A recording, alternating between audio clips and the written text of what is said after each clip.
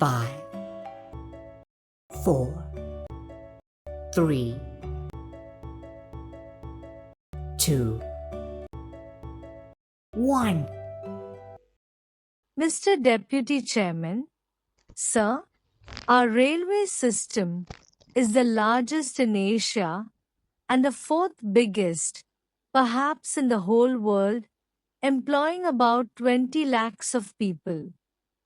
It was rather refreshing to note that for the first time in about 7 years period a balanced budget has been presented.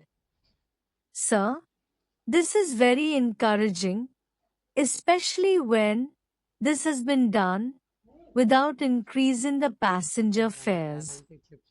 However, it is a matter of some concern that about 70% of the revenues of the railways spent on establishment expenditure alone, and this aspect has to be looked into very carefully. Sir, it has been stated by the Railway Minister that the railway administration is now seeing the end of the tunnel.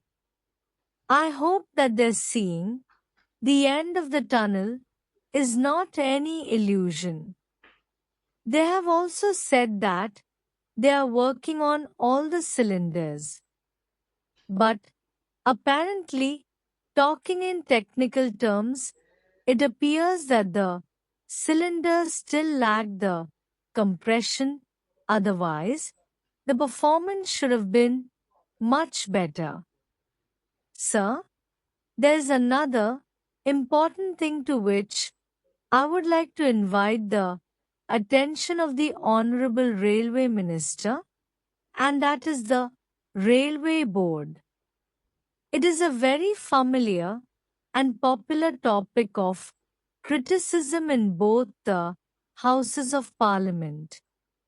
Well, sir, it is high time that the Minister and the government had a second look at it and took a view on whether the Railway Board has served its utility or still it is required to serve the railways and the country. Sir, this utility has to be established and only then the Railway Board is to be allowed to continue. Otherwise, we will have to agree that it is only a white elephant.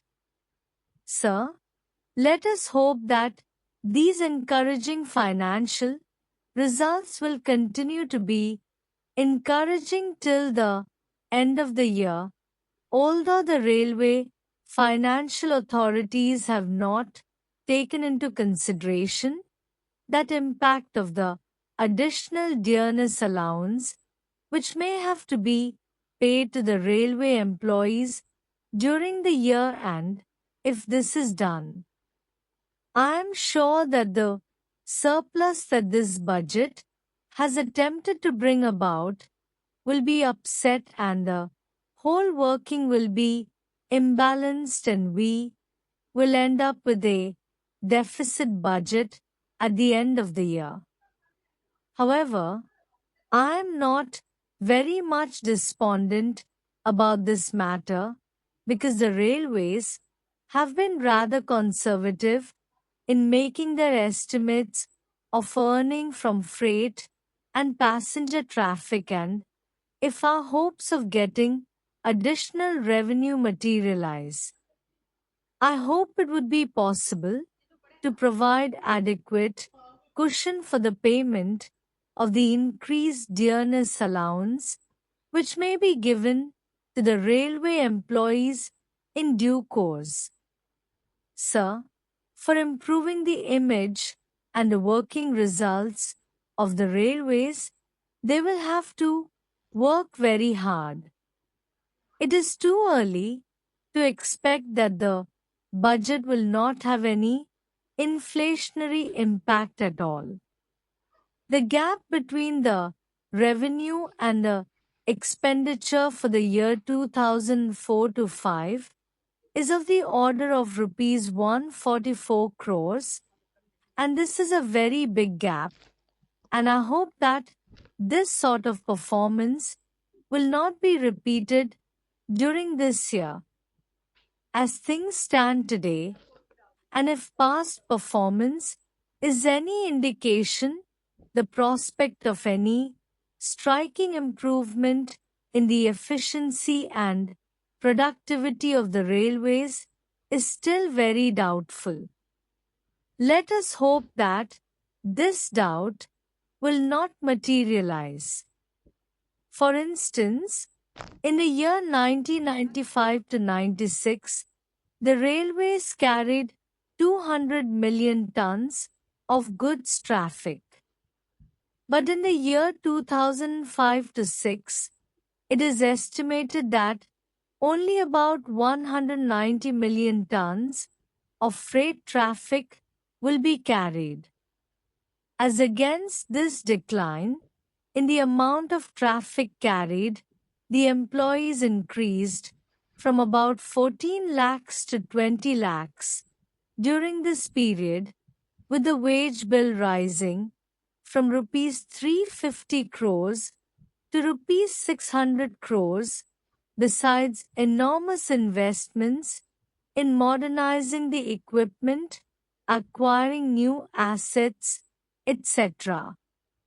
Then, sir, the other phenomenon which I fail to understand is the employment opportunities for the minorities in the railways.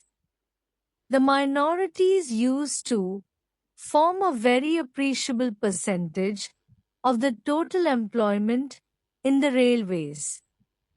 But today, sir, I think the railway authorities will have to try rather hard to work out a percentage for them.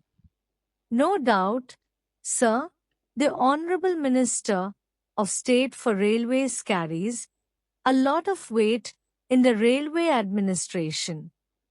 But this weight is not at all balanced by a decrease in the employment opportunities for the minority communities.